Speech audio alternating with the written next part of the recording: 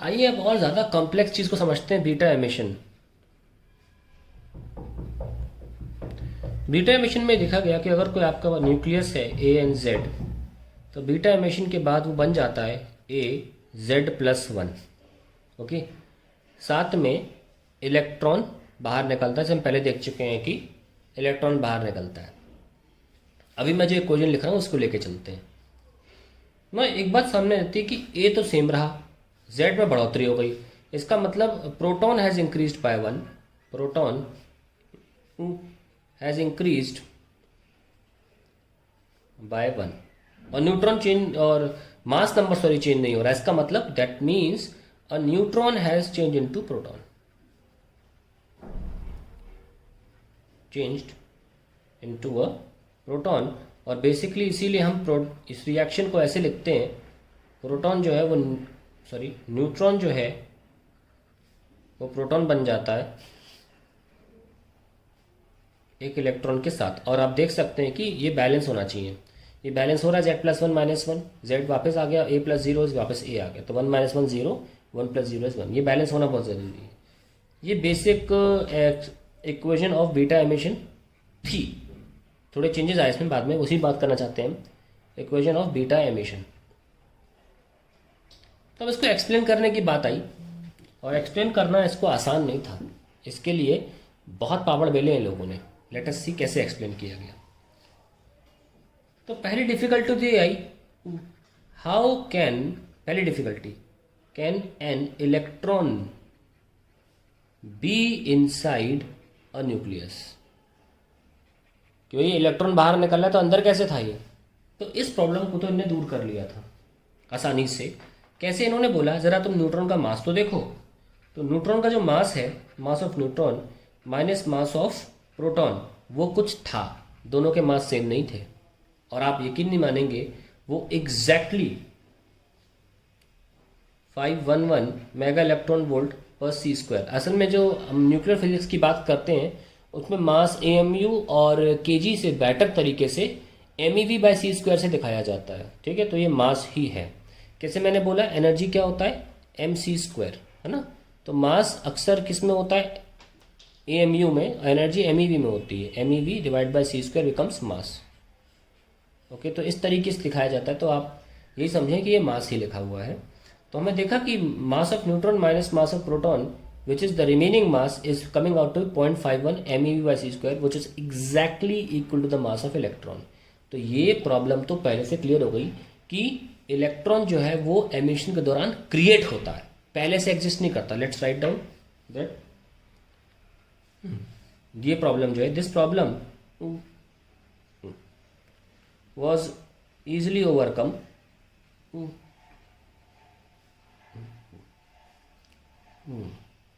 by the explanation that a proton, sorry, that an electron is created at the time of emission of beta, time of emission, उसी वक्त ही create होता है और बाहर निकल जाता है। अब दूसरी प्रॉब्लम सामने आती है। Now the second problem was of energy spectrum of electron.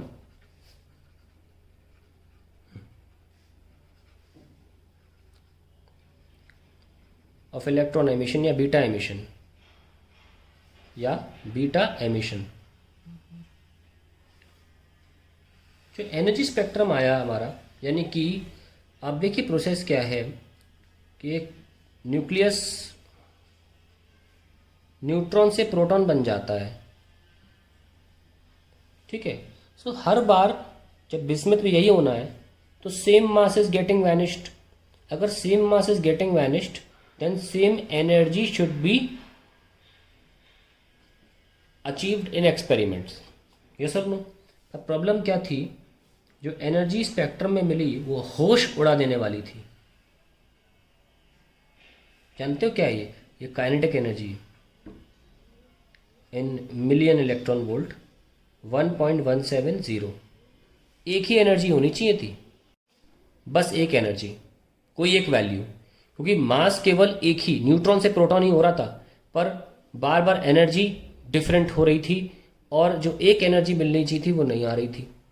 कितनी एनर्जी मिलनी चाहिए थी हमेशा? 1.17, लेकिन मैक्सिमम टाइम्स जो एनर्जी रजिस्टर हुई वो 0.15 मिलियन इलेक्ट्रॉन वोल्ट हुई, यानी कि मैक्सिमम नंबर ऑफ इलेक्ट्रॉन्स, ये होता है number of electrons. Maximum number of electrons जो थे वो इस एनर्जी के साथ बाहर निकल रहे थे। Maximum times 0.15 million electron volt energy spectrum में रजिस्टर हो रही थी।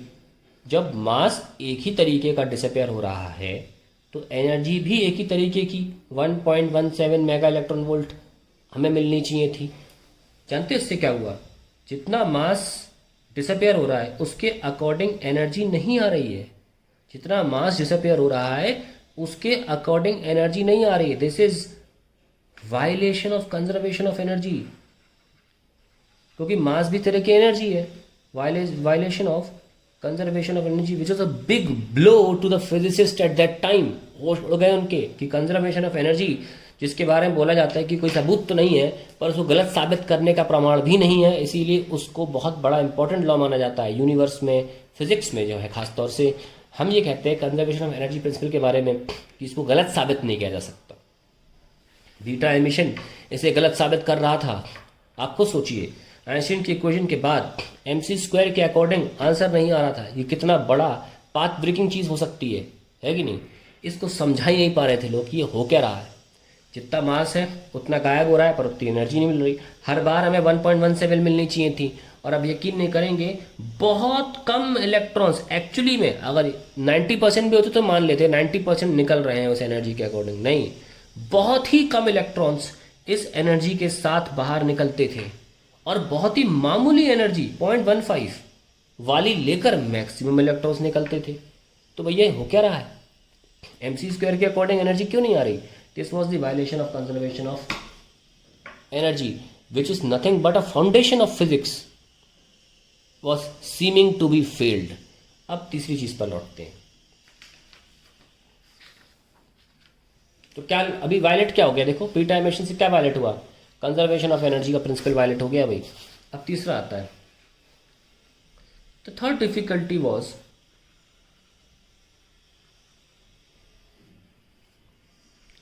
Violation of conservation of angular momentum.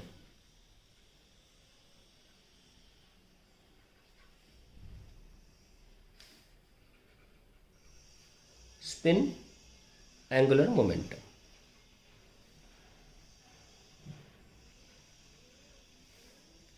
ये न्यूट्रॉन है, ये कन्वर्ट हो रहा है प्रोटॉन में।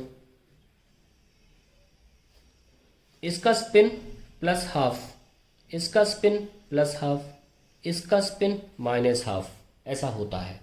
सबको थोड़ा बहुत केमिस्ट्री में ज्ञान है इस चीज़ का। What is spin? न्यूट्रॉन का स्पिन होता है, प्रोटॉन का स्पिन होता है, इलेक्ट्रॉन का स्पिन होता है। यहाँ टोटल स्पिन कितना है? 1/2। यहाँ स्पिन कितना है? 0। यहाँ भी इसने पूरी ज़मीन हिला दी फिजिक्स की कि दूसरे और तीसरे प्रॉब्लम्स ने मिलकर क्या किया? The second and third problems hit the very foundation of physics, very foundation of physics by violating law of conservation and energy, law of conservation of energy and momentum। ये दोनों, ये तो कहते हैं without external force. External force तो कोई नहीं था। अल्फा बीटा गामा तीनों स्पॉन्टेनियस हैं, खुद होते हैं। अगर खुद होते हैं तो एक्सटर्नल फोर्स तो नहीं है। एक्सटर्नल फोर्स नहीं आता तो मोमेंटम कंजर्व होना चाहिए ना। वो चाहे एंगुलर हो, चाहे स्पिन हो, चाहे लीनियर हो, कोई भी हो, सब में लॉजिक तो सेम ही है। दोनों ही वायलेट हो गए। देखिए क्या है ना कि अगर आप एक ओपन माइंड से सोचें तो आप फेंक देंगे उठाकर इनको, लेकिन इतना आसान, मतलब इन कंजर्वेशन प्रिंसिपल्स को आप उठा के फेंक देंगे। बट उठा के फेंकने से क्या होता है, प्रॉब्लम ये आती है कि ये इतने फाउंडिंग प्रिंसिपल्स ऑफ फिजिक्स हैं जो कि हर जगह लागू हो रहे हैं, जो कि ऑलमोस्ट हर जगह लागू हो रहे थे उस टाइम पर। सन 1930 की बात कर रहा हूँ मैं, तब ये प्रॉब्लम सामने आ रही थी 1930 में, जब आइंस्टीन को नोबेल प्राइज मिल चुका था फोटो इलेक्ट्रिक इफेक्ट के लिए, और सॉरी उनकी थ्योरी ऑफ रिलेटिविटी भी आ चुकी थी, E = mc² भी प्रूफ हो चुका था, जो वायलेट भी हो गया था इस बीटा एमिशन की वजह से। और वायलेट लोगों ने माना नहीं था तुरंत कि वायलेट कर लेते हैं, लेकिन अगर आप एक ओपन माइंड से जाएं तो आप देख चलो छोड़ो यार, शायद क्या पता कुछ नया सामने आया है। लेकिन ये नया सामने आया है मानने के लिए भी हिम्मत चाहिए, क्योंकि ये दोनों लॉज फिजिक्स का स्तंभ थे, इनको इतनी आसानी से हटाया नहीं जा सकता था। और बहुत, तो मैं कहूँगा 3-4 साल 5 साल 6 साल तक तो प्रॉब्लम की, फिर फाइनली एक महान साइंटिस्ट आए, श्री 1008 वुल्फ गैंग पॉली, और उन्होंने इस बीटा एम्बिशन को समझाया अपनी हाइपोथेसिस से, एक्सपेरिमेंट नहीं किया, हाइपोथेसिस से समझा दिया कि ऐसा हो सकता है। देखना उनने क्या बोला, दिमाग देखो कितना ज़्यादा है इस आदमी में। वो कह रहा है कि आप लोग ये सोच क्यों नहीं, इसकी क्यों नहीं सोच सकते कि इलेक्ट्रॉन के अलावा भी कोई एक पार्टिकल निकल सकता है जो इन सारी कमियों को दूर करेगा, जो यहाँ पे प्रॉब्लम कर रही है, सारी कमियों को दूर करेगा। कैसी कमी? वो कह रहा है कि देखो मास तो कंजर्व्ड है, ठीक है, आपका न्यूट्रॉन और प्रोटॉन का जो डिफरेंस है वो इलेक्ट्रॉन का मास है। उसने बोला there must be another particle of zero mass and zero charge.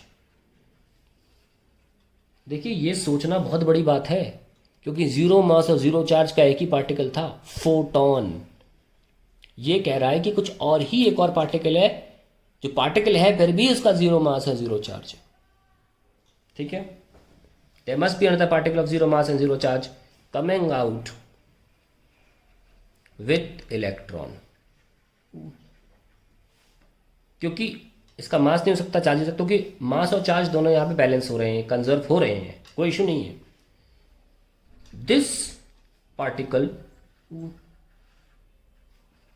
shares the energy with electron,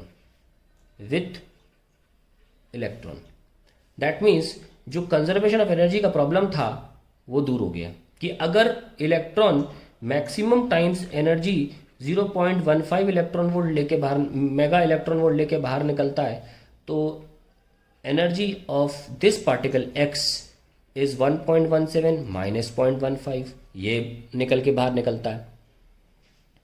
तो यानी कि जब भी जो गैप होगा वो ये वाला पार्टिकल लेकर निकल लेगा। ऐसे एनर्जी ऑफ इलेक्ट्रॉन कोई भी हो सकती थी, ये साबित हो गया। अगर एनर्जी, कुछ इलेक्ट्रॉन्स थे जिनकी एनर्जी पूरी पूरी आ रही थी, बहुत रेयरली ऐसा होता, उस टाइम ये नया पार्टिकल कोई एनर्जी लेकर बाहर नहीं निकलेगा। कई बार होता था कि इलेक्ट्रॉन्स का एनर्जी ही नहीं है, तब ये पार्टिकल वो पूरी एनर्जी लेके बाहर निकलता था। तो ये गैप जो आ रहा था कंजर्वेशन ऑफ एनर्जी का, वो कह रहा है कि अगर एक नया पार्टिकल आ जाए तो गारंटी से ये सिद्धांत भी बच जाएगा, कंजर्वेशन ऑफ एनर्जी। और इसमें कोई सोचने में बुरी बात नहीं थी, यही तो हो रहा है कि आप डिटेक्ट नहीं कर पा रहे हो, निकल तो रहा है ना। अब आती तीसरी प्रॉब्लम जो दूर करी उसने बोला कि अगर आप नया पार्टिकल निकालते हो तो आप उसे स्पिन दे दो, क्या बुराई है? बुराई है कुछ देने में? अगर इसका आधा स्पिन है, इसका प्लस हाफ स्पिन है, इसका माइनस हाफ स्पिन है, तो लो इसे भी प्लस हाफ स्पिन दे दो, कोई इशू है? ऐसे तीनों मिला के हाफ यहां आ रहा है, हाफ यहां आ रहा है, लो स्पिन एंगुलर मोमेंटम भी कंजर्व हो गया। ये तीन सिद्धांत 1933 में दिए गए, बहुत माने गए, और लोगों ने इस हाइपोथेसिस पे काम करना शुरू कर दिया, खारिज नहीं किया। खारिज हाँ पहले वाले को कर दिया, इसको मानना ज़्यादा बेटर था, बजाय कि आप conservation of energy, conservation of angular momentum को खारिज करें, आप इसको वो मान लें, इसे मानना ज़्यादा सही था। तो लोगों ने इस वुल्फ पॉली की इन हाइपोथेसिस को माना और इस पे काम करना शुरू कर दिया। तो आपको मैंने 3 पॉइंट्स में properties of this new particle भी बताई। अब हुआ क्या कि एनरिको फर्मी नाम का जो आदमी था, ही वॉज एन इटालियन। ये देखना मैं बता क्यों रहा हूं, इटालियन क्यों बोला मैंने, इटालियन था। इसने देखा कि यार ये कैसा पार्टिकल है, ना मास है ना चार्ज है, तो इसको बोल देते हैं न्यूट्रॉन। पर न्यूट्रॉन नहीं बोल सकते, न्यूट्रॉन तो पहले ही साबित खोजा जा चुका था। तो इटालियन भाषा में एक तरीके का स्लैंग होता है कि वर्ड की, ऐसा हमारे इंडिया में बहुत सी भाषाएं अलग अलग तरीके से बोला जाता है किसी वर्ड को, तो उस स्लैंग के कारण जो इटालियन ओरेशन से आता है, ही named it neutrino.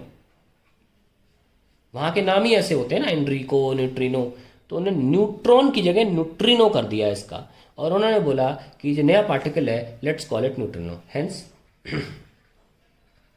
We conclude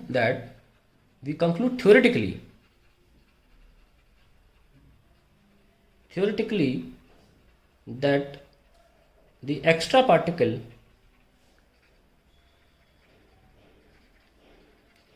apart from electron is neutrino।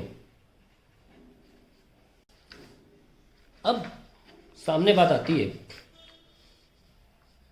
बहुत ही बेहतरीन, और वो ये कि 1956 में ये न्यूट्रिनो जो था ये डिटेक्ट कर लिया गया। इमेजिन करेंगे 1933 में पॉली ने अपनी हाइपोथेसिस रखी। इन 1933 टाइमलाइन देखो, पॉली ने गेव हिज हाइपोथेसिस, और 23 साल के बाद इसका सबूत मिल गया।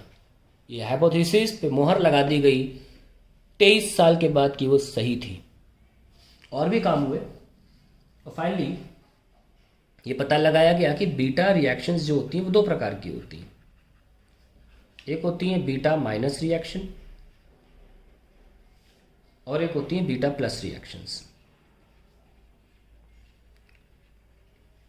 बीटा माइनस रिएक्शन में एंटी न्यूट्रिनो निकलता था और इसमें न्यूट्रिनो निकलता था। न्यूट्रिनो का जो सिंबल था वो न्यू था ऐसे, और एंटी न्यूट्रिनो का न्यू बार। तो हम दोनों रिएक्शंस को लिख लेते हैं। न्यूट्रिनो में क्या, इन बीटा माइनस रिएक्शन जो ज़्यादा तादाद में होती थी, ज़्यादा पॉसिबिलिटी इसकी होती थी कि न्यूट्रॉन प्रोटॉन बन रहा है, इलेक्ट्रॉन और साथ में एंटी न्यूट्रिनो निकलता था। और अगर बीटा प्लस रिएक्शन की बात करें तो एक और नया पार्टिकल सामने आया जो कि था Z+1, सॉरी ये मैंने उल्टा लिख दिया है, इसमें प्रोटॉन न्यूट्रॉन बनता था, हाँ सॉरी।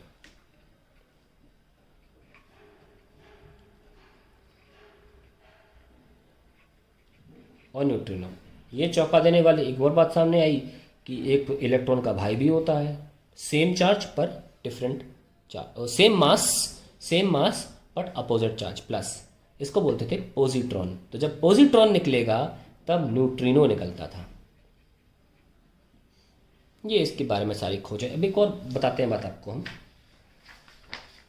छोटी सी बात सामने आपकी इंफॉर्मेशन नॉलेज के लिए अच्छी है कि देवर अनदर पार्टिकल्स कॉल्ड पाई मेजॉन्स, मेजॉन पार्टिकल बोलते थे। पाई मेजॉन्स तीन प्रकार के होते थे कि pi negatively charged, pi mesons positively charged, and pi mesons neutral. इनका मास होता था 272 द मास ऑफ इलेक्ट्रॉन, इनका भी 272 times the mass of electron, और इनका 264 times the mass of electron. बात सिर्फ पाई मेजॉन की बात करते हैं, न्यूट्रल की बात नहीं कर रहे हैं। कि जब भी प्रोटॉन से न्यूट्रॉन कन्वर्जन होता था, it was in the field of pi minus meson particle. तो पाई मेजॉन पार्टिकल एक्सचेंज होते थे वाइल प्रोटॉन से न्यूट्रॉन के कन्वर्जन में, और एक्सचेंज के दौरान उसी की इलेक्ट्रिक फील्ड में ये कन्वर्जन होता था। तो पाई मेजॉन पार्टिकल के बारे में थोड़ी जानकारी दे दी मैंने। और अगर आप न्यूट्रॉन से प्रोटॉन आ रहे हो तो पाई प्लस मेजॉन की इलेक्ट्रिक फील्ड में ये कन्वर्जन होता था। तो in the field of pi meson particles, this conversion of